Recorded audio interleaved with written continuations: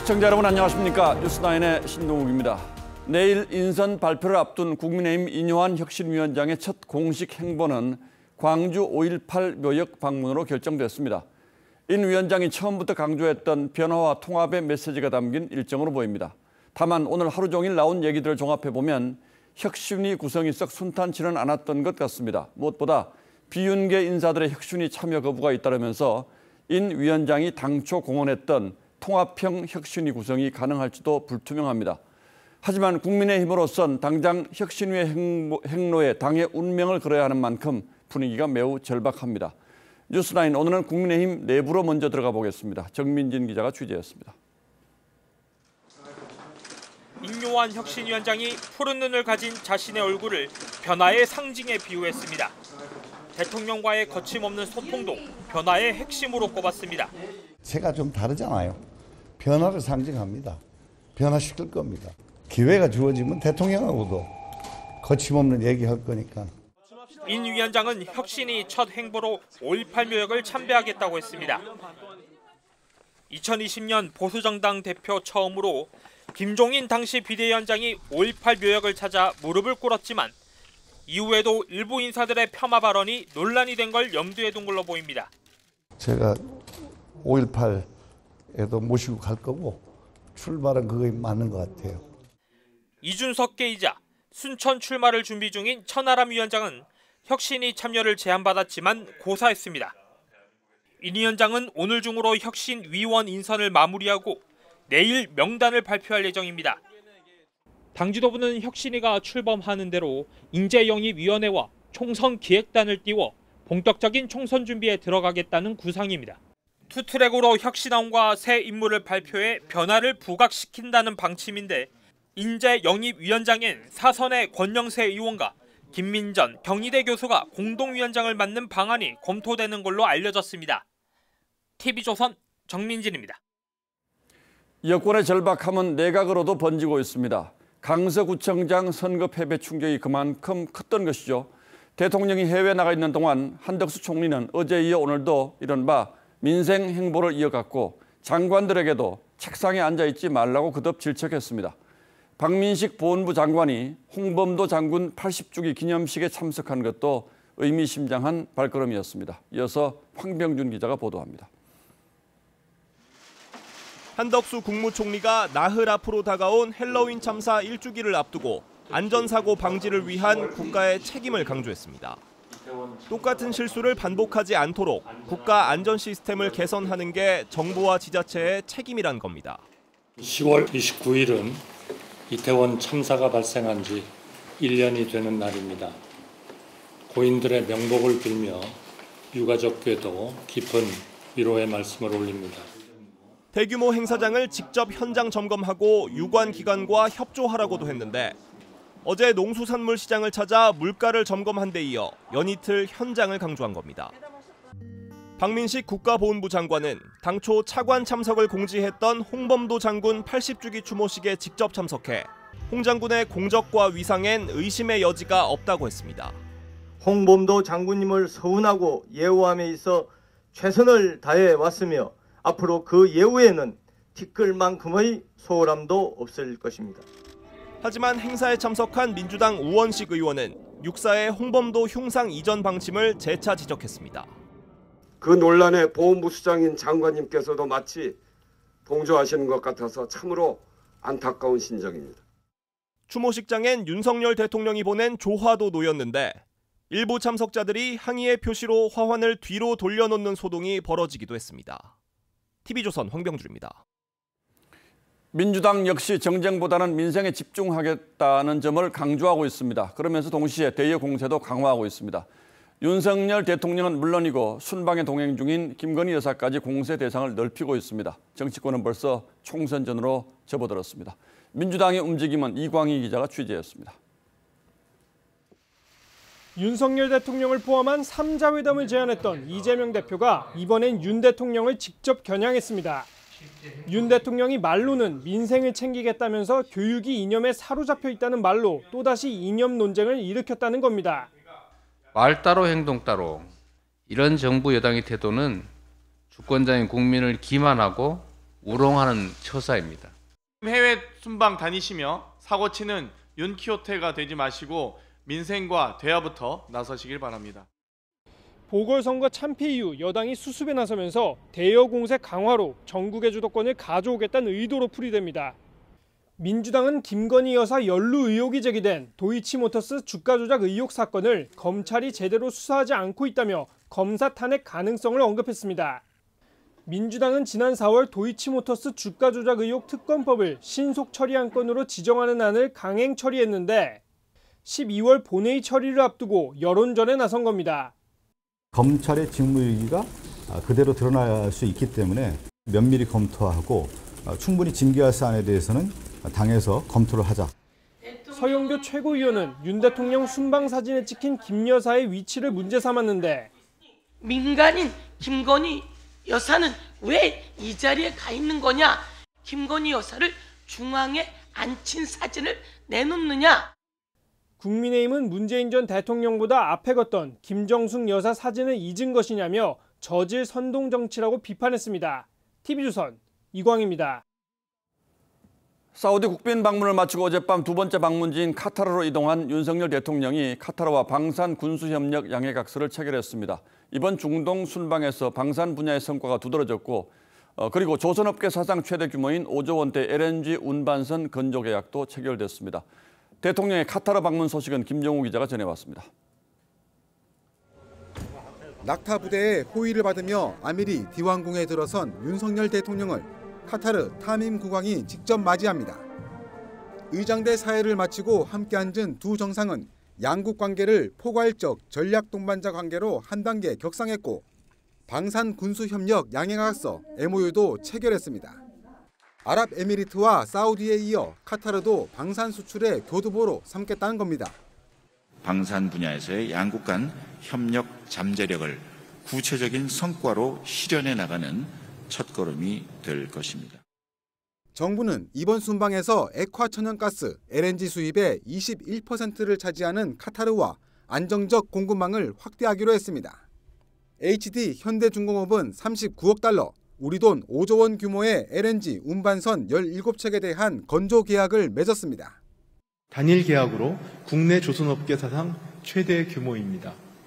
HD 현대중공업 차원에서는 반년치 일감을 확보하게 되었고 양국 경제인 250여 명이 참석한 비즈니스 포럼에선 자율주행과 같은 신산업 분야를 중심으로 10여 건의 MOU도 체결됐습니다. 사우디와 카타르에서 27조 원, 취임 후 총 107조 원 규모의 중동 세일즈 성과를 거둔 윤 대통령은 닷새간의 순방 일정을 마치고 잠시 뒤 귀국길에 오릅니다. 카타르 도하에서 TV조선 김정호입니다. 예, 앞선 사우디 방문에서는 빈살만 왕세자가 직접 운전을 해서 윤 대통령을 행사장까지 안내하는 장면이 인상적이었습니다. 정상들끼리 각별한 환대와 우정을 표현하는 다양한 방식이 있습니다만 중동에서 이런 장면을 보는 건 사실 흔치는 않습니다. 그래서 제2의 중동 붐이 올지 모른다는 기대도 해봅니다. 차 안에서는 어떤 얘기를 나눴을까요? 홍현주 기자가 취재했습니다. 사우디 빈살만 왕세자가 윤석열 대통령의 숙소인 영빈관을 찾은 건 예정에 없던 일정이었습니다. 두 정상은 통역사만 사이에 두고 20분 넘게 대화를 나눴고 빈살만 왕세자는 자신의 특수 방탄차를 직접 운전해 윤 대통령을 행사장까지 안내했습니다. 빈살만 왕세자는 특히 현대차와 사우디 국부펀드의 자동차 생산 공장 설립 계약에 각별한 기대감을 드러냈습니다.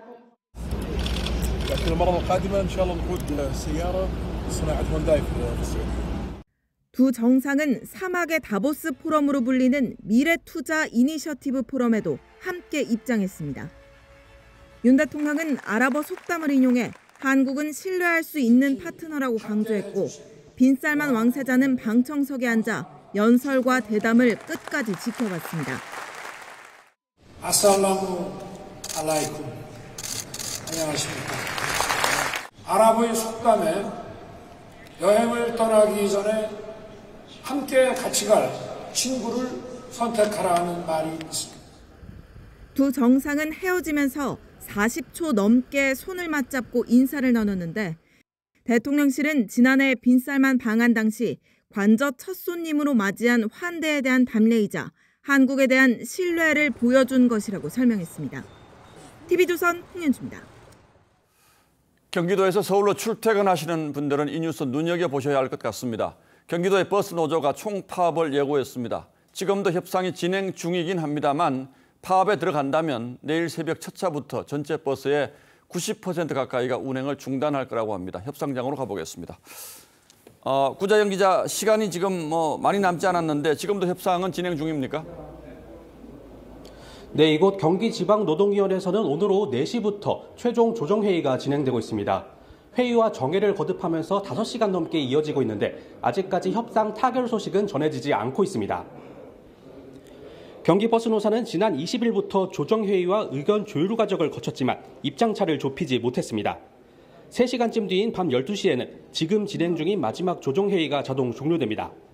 지난해 9월 총파업 당시 노사 양측이 추가 논의에 나서 새벽 5시쯤 극적인 타결로 파업이 철회됐지만 이번에도 같은 결과를 이끌어낼지는 알 수 없는 상황입니다. 예, 최악의 경우 버스 운행이 중단되면 어떻게 하죠? 대책은 있습니까? 네, 협상이 결렬되면 내일 새벽 첫 차부터 운행이 중단됩니다. 이번 파업에는 49개 업체 노조가 참여했는데 경기도 전체 버스의 89%인 9,500여 대가 멈출 것으로 예상됩니다. 서울과 경기도로 가는 중공영제버스 2,400여 대도 포함돼 지하철과 승용차로 출퇴근 인파가 몰리면서 교통 대란이 우려되고 있습니다. 경기도는 총파업에 대비해 비상수송대책본부를 구성하고 지하철역 인근 정류장을 중심으로 전세버스와 관용버스 등 425대를 투입할 계획입니다. 또 이번 파업에 참여하지 않은 일부 마을버스의 운행시간도 연장할 방침이지만 파업으로 발이 묶인 시민들의 불편을 해소하기는 어려울 전망입니다. 경기지방노동위원회에서 TV조선 구자영입니다.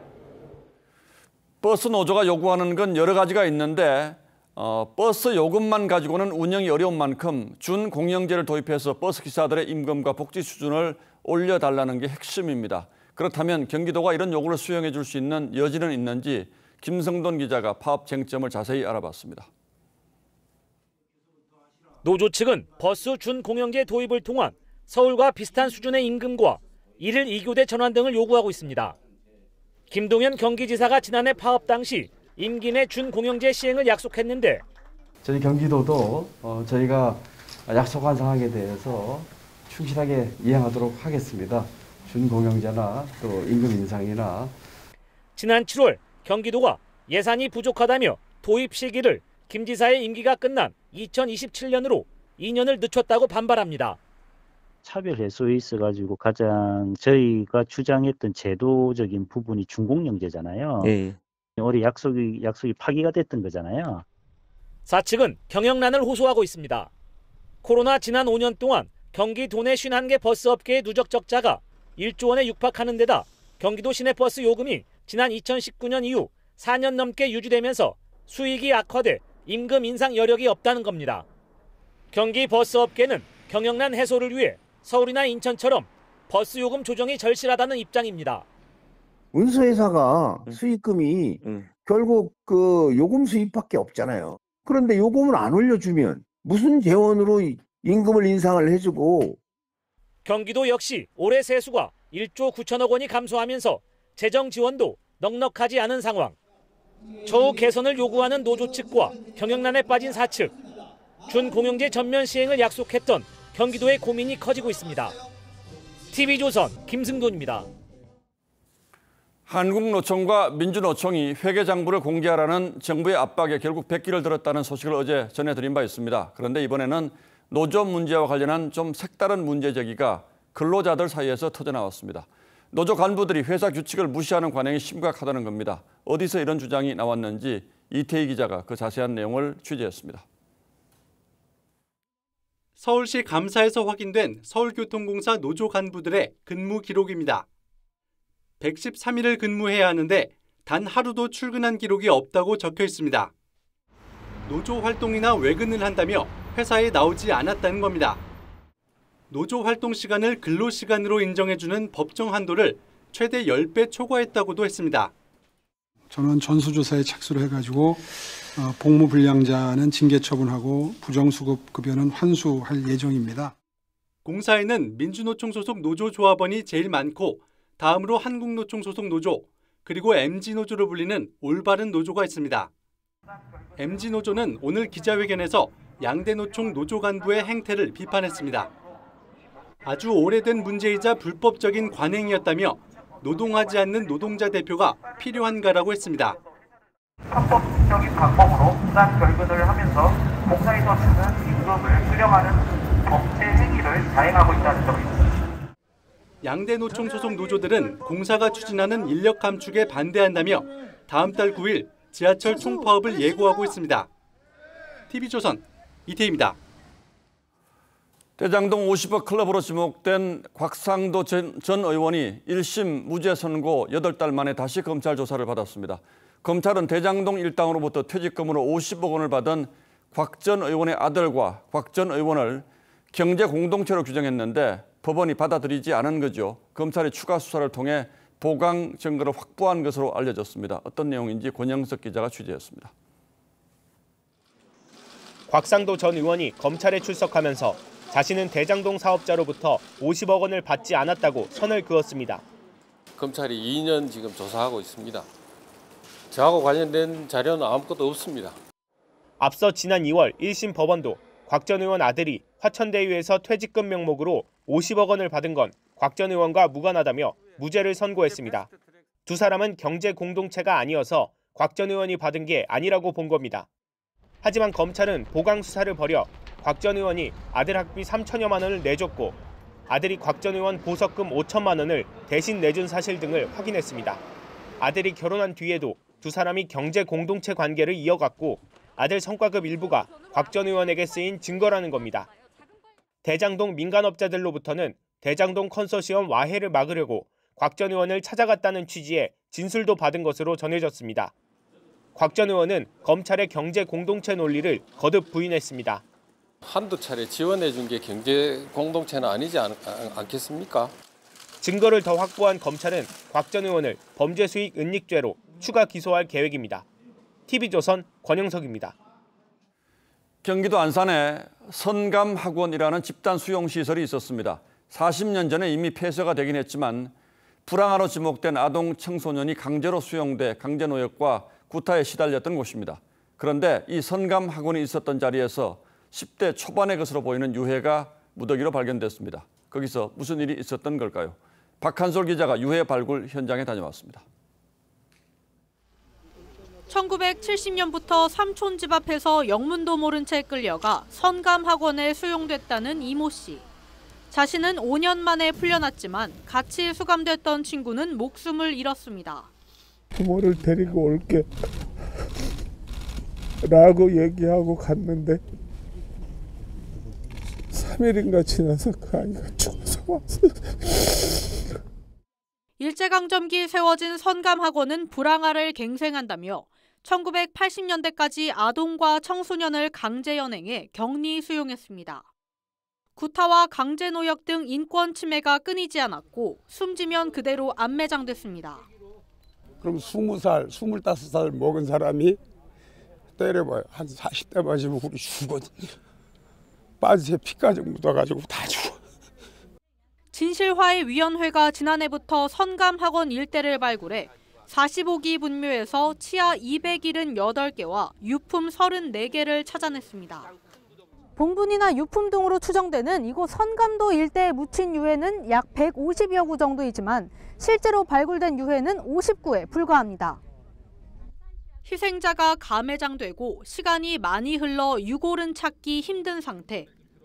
유해 감식 결과 12세에서 15세로 추정을 하고 있고 단추가 나오는 걸 본다면 그대로 매장을 한 겁니다.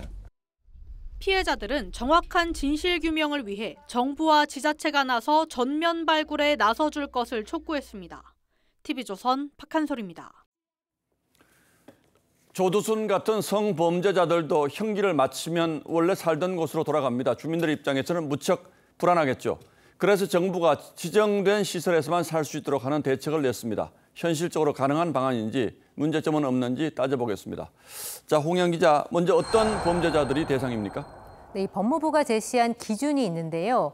13살 미만 아동을 상대로 했거나 3차례 이상 성범죄를 저질러 징역 10년 이상을 선고받은 전자장치 부착자입니다.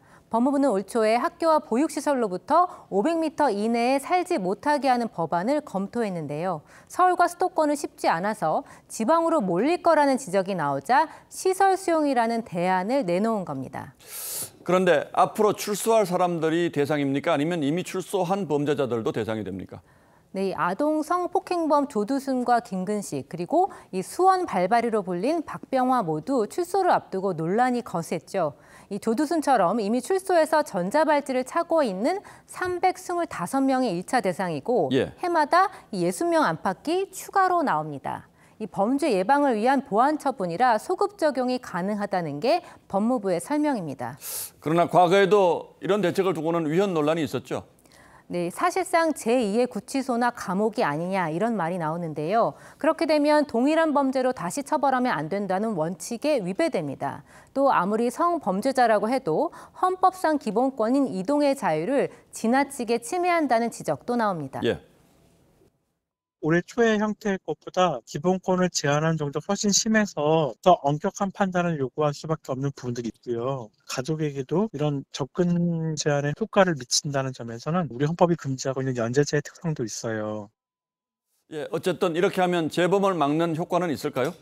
네, 그것도 따져봐야 합니다. 이 미국과 캐나다에서 성범죄자들을 추적 조사해봤는데 거주 환경이 불안하면 재범률이 높아진다는 연구 결과가 나왔습니다.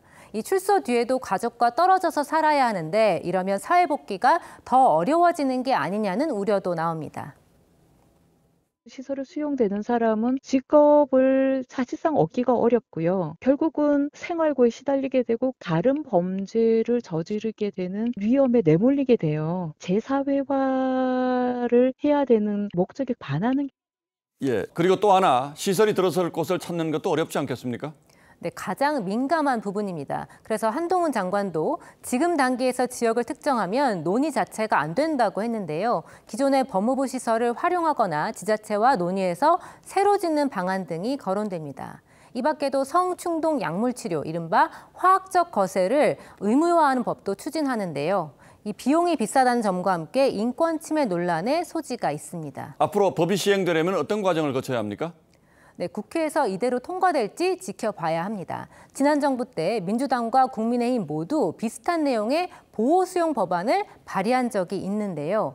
이 당시에는 법무부가 오히려 이중처벌이라며 반대했습니다. 분명히 대책이 필요한 부분이긴 한데 해결해야 할 현실적인 문제가 또 만만치가 않군요. 홍영 기자 잘 들었습니다.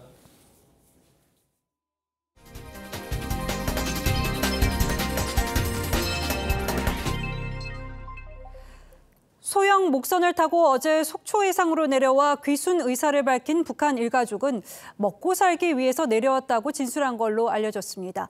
북한은 최근 유례없는 풍년이라고 홍보하고 있지만 저희가 대북 소식통을 통해 들은 내부 소식은 이와는 거리가 멀었습니다. 북한 내 식량 상황이 어떤지 이태원 기자가 취재했습니다. 동해상에서 북한 일가족을 발견한 어민은 북한 배가 많이 낡았다고 표현했습니다. 그런 배 누가 타라도 안 타서 이 배 보고 한국 배가 좋다면서 그러더라고. 이들은 우리 정보당국에 북한에서 굶주렸으며 먹고 살기 위해 내려왔다며 귀순 의사를 밝힌 것으로 알려졌습니다. 북중 접경지인 단둥의 한 대북 소식통은 지금 북한은 수백만 명이 굶어 죽었던 1990년대 중반의 고난의 행군 때와 비슷하다고 내부 분위기를 전달했습니다. 내부적으로 굶는 사람들도 있을 정도래요?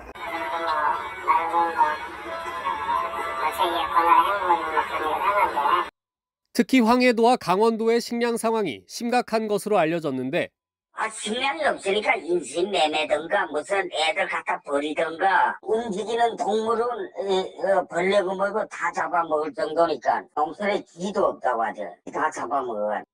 최근 북한이 기관지 등을 통해 예년에 없는 풍작이라고 홍보하는 것과는 거리가 멉니다.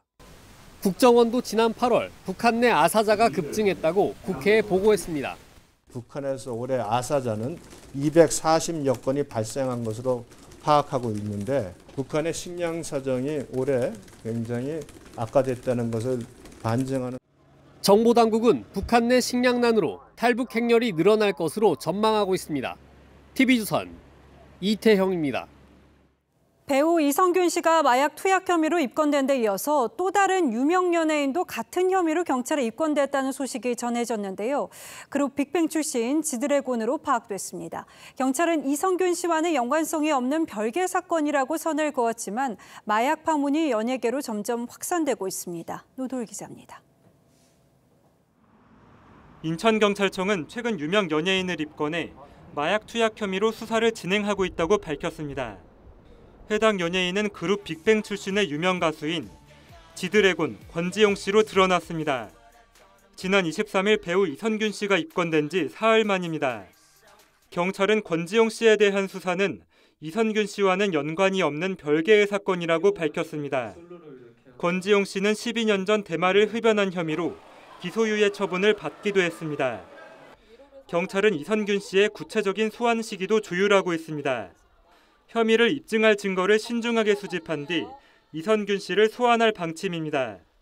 경찰은 소환 조사와 함께 이 씨에 대한 신체 압수수색 영장을 신청해 마약 검사를 진행하고 휴대전화 디지털 포렌식 작업도 계획하고 있습니다.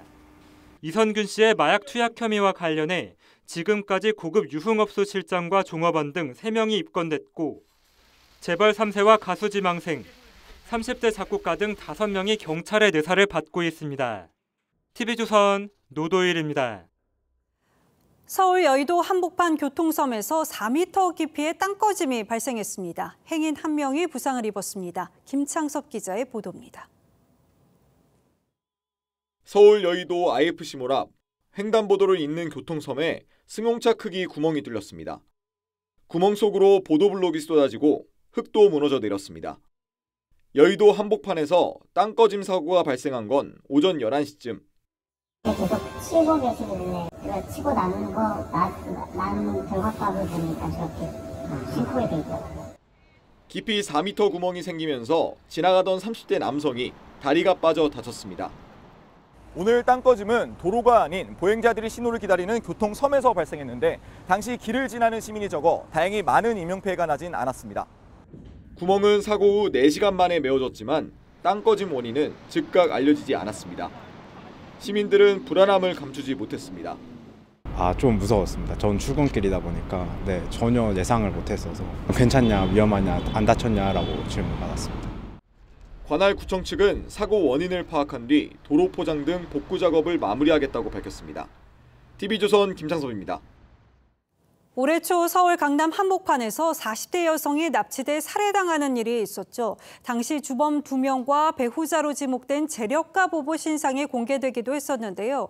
이 주범들에게는 무기징역이, 재력가 부부에게는 징역 8년과 6년이 선고됐습니다.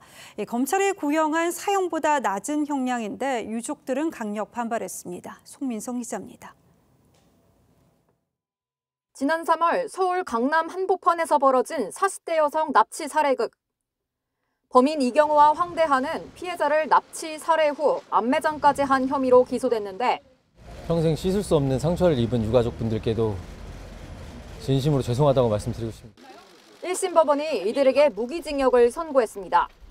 재판부는 두 사람이 살해 계획을 했고 피해자를 장기간 미행하며 기회를 노리는 등 살인의 고의가 인정된다면서 그럼에도 책임을 서로 떠넘기려고 해 진심으로 잘못을 뉘우치는지 깊은 의문이 든다고 지적했습니다.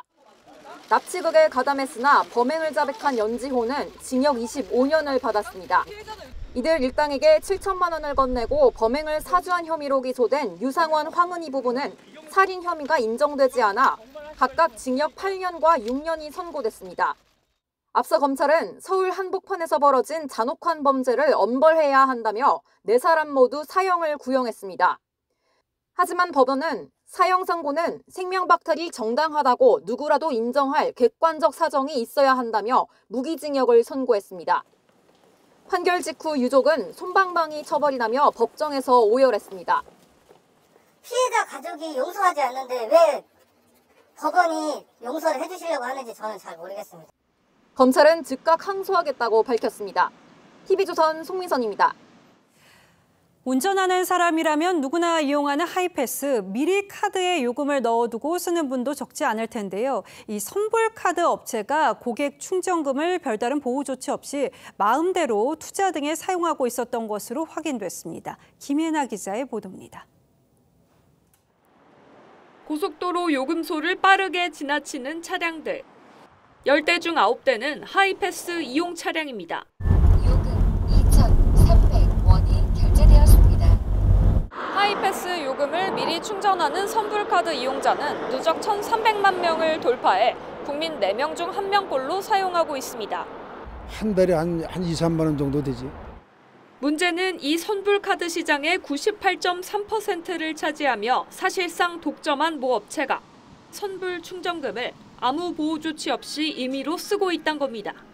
금융감독원의 가이드라인에 따르면 선불 충전금은 고유재산과 구분해 외부 기관에 신탁하거나 지급보증보험에 가입해둬야 합니다. 하지만 강제성이 없어 해당 업체는 지급보증보험 만기가 다 된 이후부터 지급보증보험에 다시 가입하지도 외부 기관에 신탁하지도 않고 있습니다. 오히려 부동산에 투자하거나 계열사에 대여해 입속을 챙긴 겁니다. 한국도로공사가 이런 위험을 막기 위해 따로 선불카드도 내놨지만 이용률은 채 1%도 되지 않습니다.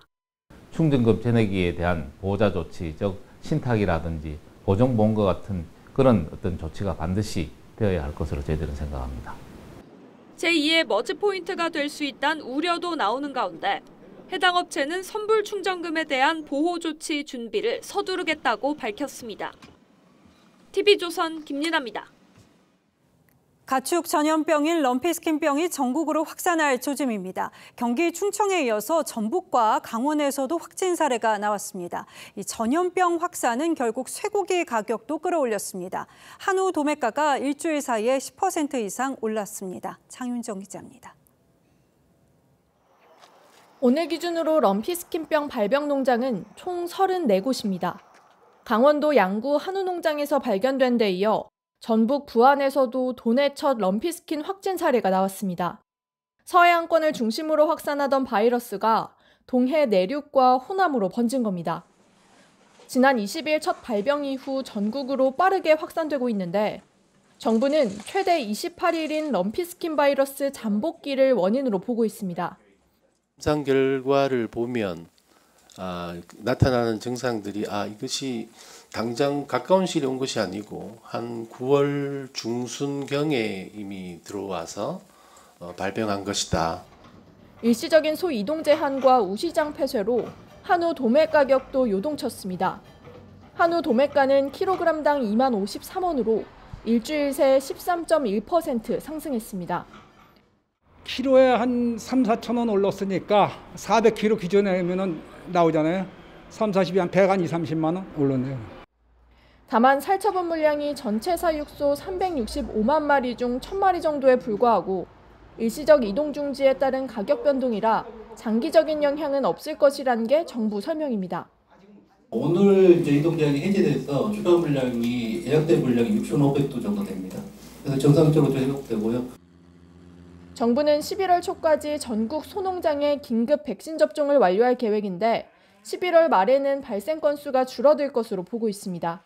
TV조선 장윤정입니다. 우리에겐 현대해상선으로 익숙한 국내 유일의 국적해운사 HMM 매각이 불투명해지고 있습니다. 대주주인 산업은행이 자격을 갖춘 인수자가 없으면 팔지 않을 수 있다는 입장을 밝혔습니다. 나랏돈이 투입된 만큼 거래 가격 등이 적정해야 한다는 원론적인 입장을 밝힌 것으로도 볼 수 있는데 국내 기업이 인수를 위해서 실사를 벌이는 상황이어서 우려도 나왔습니다. 박상현 기자입니다. 국내 최대 해운선사 HMM의 최대 주주인 산업은행 강석훈 회장이 적격한 대상자가 없을 경우 매각을 하지 않겠다고 밝혔습니다. 적격 인수자가 없다면 당연히 반드시 매각할 이유가 없고 그래서도 안 되겠지요.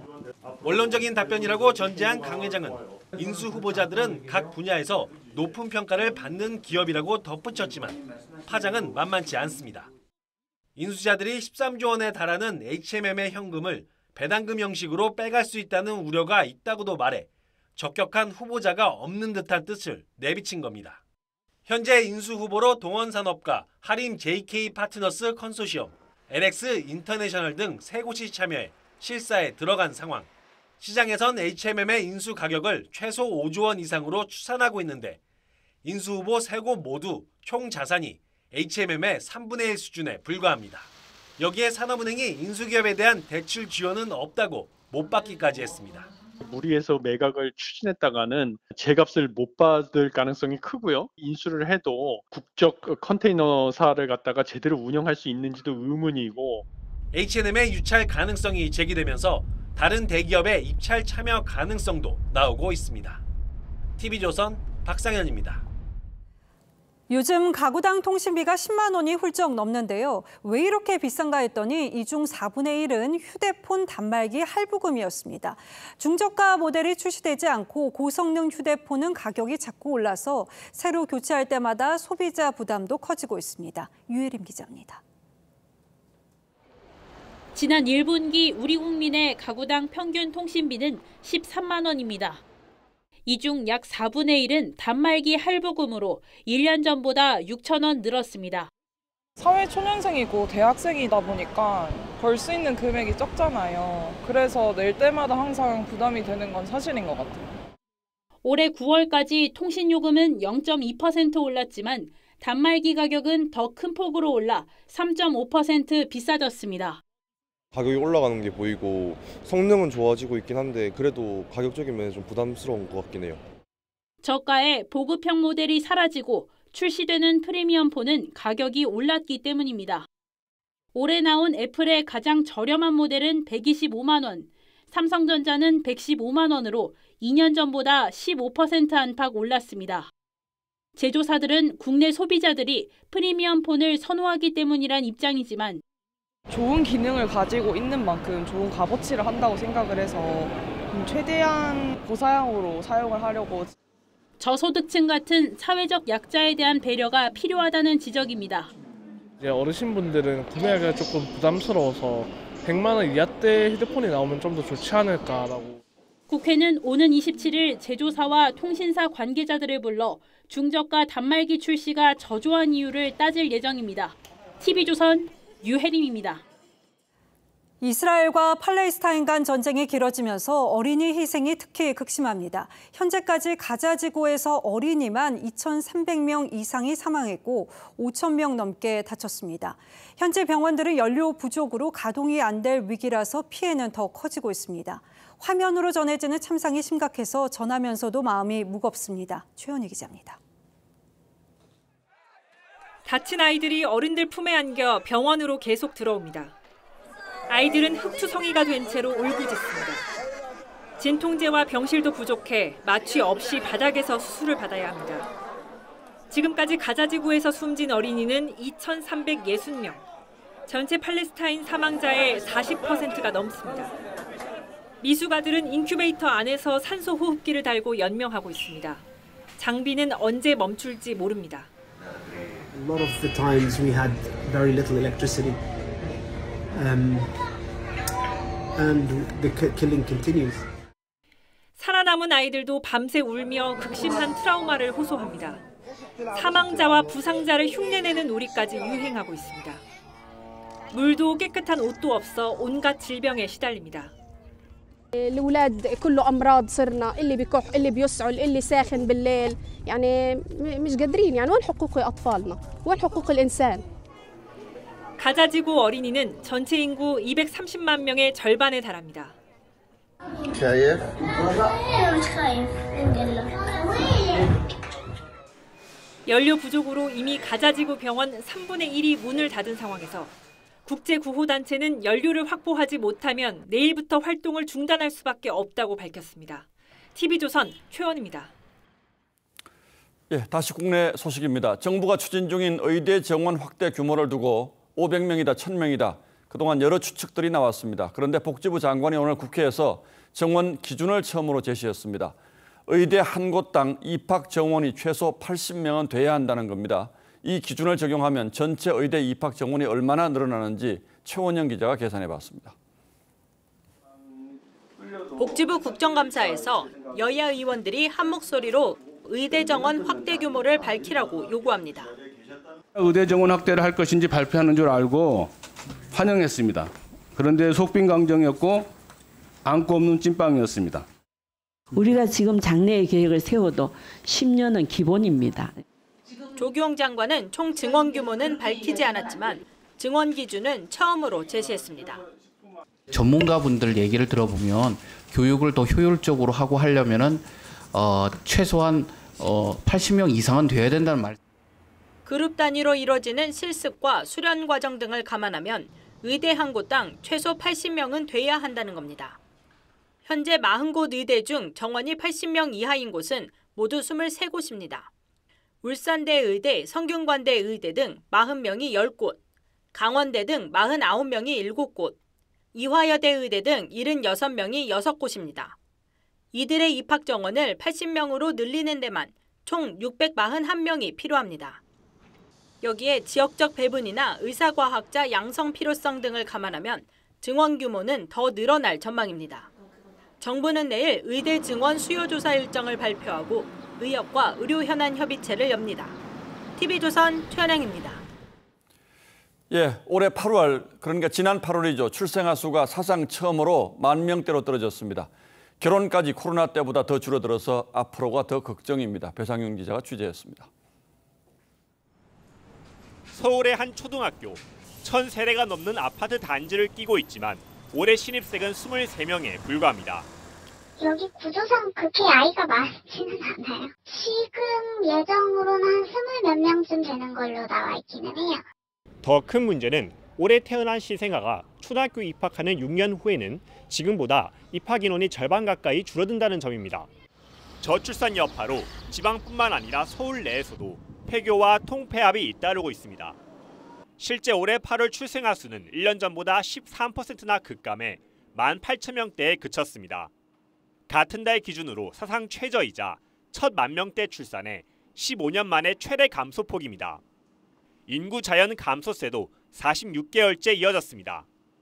결혼마저도 저조합니다. 8월 결혼 건수는 1년 전보다 7%나 줄었는데 코로나가 한창이던 2021년보다 100건 넘게 적습니다. 코로나 이후로 미뤄졌던 혼인들이 어느 정도 조금 해소가 된 게 아닌가 이렇게도 보고는 있습니다. 결혼과 출산을 늘릴 특단의 대책이 필요하다는 지적이 나옵니다. 혼인의 장애 요인이 뭔지, 어떤 걸 하면 혼인을 촉진할 수 있는지 그것부터 일단 찾고 예산이 얼마 정도 들어간다 계산은 있어야 되겠죠. 올해 출생아 수가 최초로 20만 명 선 밑으로 떨어질 가능성이 점쳐지는 가운데 인구 감소가 위기를 넘어 공포로 다가오고 있습니다. TV조선 배상윤입니다. 매해 한 번씩 전해드리는 소식이죠. 전국 소방관들이 부산 LCT 100층 계단을 20kg 장비를 착용하고 오르는 대회가 올해도 열렸습니다. 지난해에 이어서 2회 연속 우승한 소방관은 자신의 기록을 2분 넘게 단축했습니다. 하동훈 기자입니다. 101층 높이 부산 LCT에 소방관들이 모여 있습니다. 출발 신호에 맞춰 소방관들이 비상계단을 뛰어오르기 시작합니다. 소방관들이 100층 계단을 오를 때 착용한 장비는 무게가 20kg에 이릅니다. 절반인 50층에 가까워지자 땀이 비오듯 흐르고 연신 거친 호흡을 내뱉습니다. 100층 근처에 이르니 발걸음은 천근만근입니다. 끝나갔습니다. 네, 하십시오. 파이팅! 네. 오늘 부산 LCT에서 열린 전국 소방관 계단 오르기 대회 모습입니다.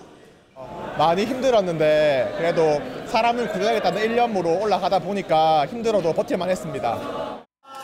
지난해 첫 대회에 이어 2년 연속 우승한 윤바울 소방관은 21분 3초 만에 100층까지 오르며 자신의 기록을 2분 넘게 단축했습니다.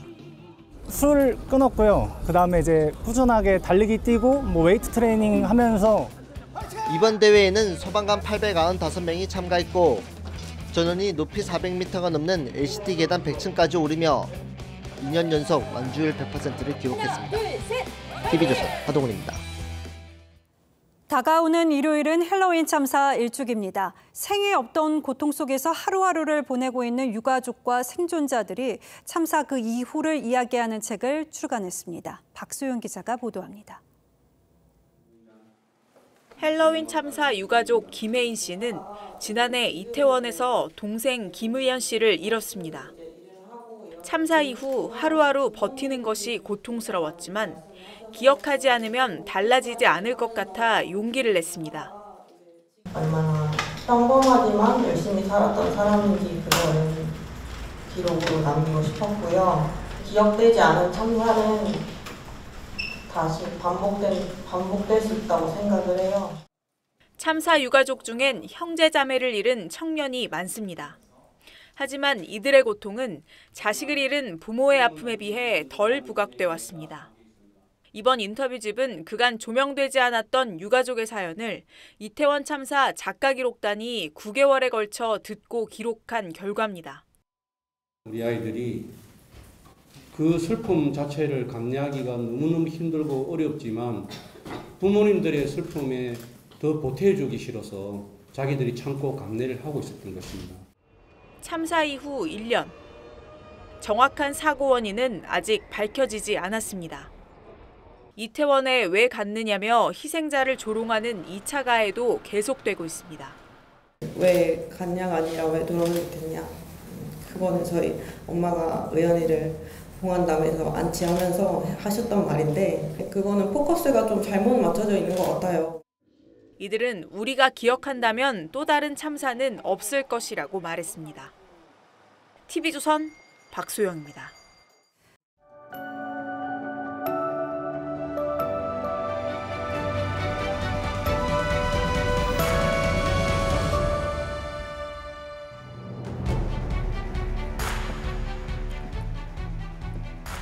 몰려온다. 돌팔매가 난다. 곡괭이를 휘저으며 마구 쫓아오는데 애비욕, 애미망신, 고래고래 텄거리며 시인 구상은 해방공간 원산에서 퇴폐적 악마적인 반동작가로 몰려 쫓기듯 월남했습니다. 그때 좌파들이 쏟아냈던 가전 욕설을 시로 비유했죠. 성경 말씀에 입으로 들어가는 것이 사람을 더럽게 하는 것이 아니라 입에서 나오는 것이 사람을 더럽게 하는 것이니라고 했습니다. 시인이 입이 건 자들에게 이럽니다. 이번 말의 학문이다. 배설물이 쏟아지지 않도록 활약근을 조여라. 걸핏하면 욕 범벅이 되는 게 우리 국회 속기록입니다. 과거 김두한 의원이 오물을 뿌리며 외쳤던 욕설도 고스란히 남아있죠. 속기사는 국회에서 가장 괴로운 사람들입니다. 작년 법사 국감 때 너무 시끄러워서 눈물이 나더라고요. 김기현 국민의힘 대표가 연설을 하는데 본회의장 맨 뒷자리에 앉은 의원이 성악가급 성량으로 소리칩니다.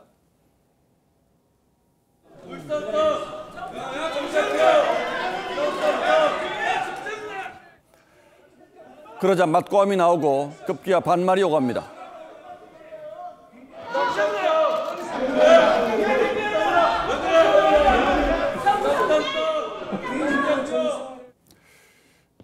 그리고 이건 지난주 국감장 풍경입니다.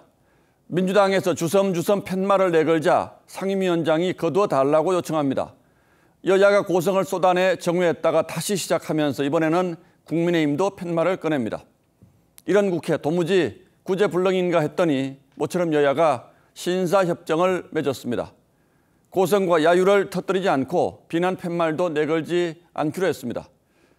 그동안 방청석을 찾은 학생이나 외국인들이 어떻게 생각할까 제가 다 부끄러웠는데 이제 좀 나아질까요?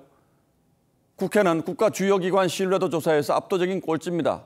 스스로도 한강에 국회의원이 빠지면 오염되니까 맨 먼저 구한다는 자조적인 농담을 할 정도죠. 10몇 년 전 영국의 유력 신문이 국회 행태를 전하며 붙인 제목입니다. 치고받던 의원들이 끝나고 나면 맥주를 마시러 간다. 국회에서 카메라를 치우는 것이 해법이라고 했죠. 국회의원들이 걸핏하면 강성 지지자나 높은 분 보라고 싸우는 걸 비꼰 겁니다. 그런데 이제는 그나마 맥주 뒤풀이라도 하는지 모르겠습니다. 죽기 살기로 드자비지를 벌이다 철천지 원수가 돼버린 건 아닌지 국민들이 걱정합니다. 이 기회에 국민 눈과 거리를 오염시키는 현수막도 싹 좀 걷어냈으면 좋겠습니다. 국민의힘은 이미 정쟁 현수막을 철거했지만 민주당은 아직 우리가 내건 건 팩트라며 버티고 있습니다. 결국 국민이 판단하겠죠. 이런 움직임이 대한민국 국회에 기적으로 강림할지는 더 지켜봐야 할 겁니다. 대개 오래 가지 못했고 총선 앞두고 의뢰하는 이벤트에 그치곤 했으니까요. 당장 다음 주 대통령 시정 연설이 희망과 절망의 갈림길입니다. 안 하던 걸 하려니 입이 근질거려 과연 참아낼 수 있을까요? 국민들이 지켜볼 겁니다. 10월 25일 앵커의 시선은 국회가 사는 길이었습니다.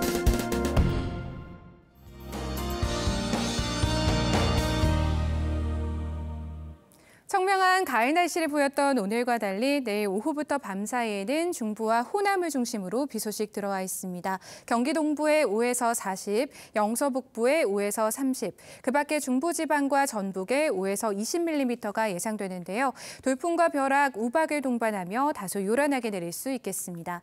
내일 중부는 흐린 반면 남부와 제주는 가끔 구름 많겠습니다. 서해안과 내륙 지역은 오전까지 짙은 안개가 예상되고요. 서울과 경기 남부 지역은 내일 밤 일시적으로 먼지 농도가 높아지겠습니다. 내일 아침 기온은 서울과 부산이 15도로 오늘보다 높게 출발하겠습니다. 낮 기온은 서울이 21도, 대전 22도로 오늘과 비슷하거나 약간 낮겠습니다. 내일 밤부터는 서해안으로 강풍이 불겠고 서해 먼바다의 물결이 최대 3m로 높겠습니다. 모레는 동해안을 중심으로 비가 내리겠습니다. 날씨였습니다. 네, 지금 저희 아래 자막으로도 나가고 있습니다만 조금 전 충남 공주 인근에서 규모 3.4의 지진이 발생했다는 소식이 들어와 있습니다. 피해 없도록 유의하시기 바랍니다. 뉴스9은 여기서 마치겠습니다. 시청해주신 여러분 고맙습니다.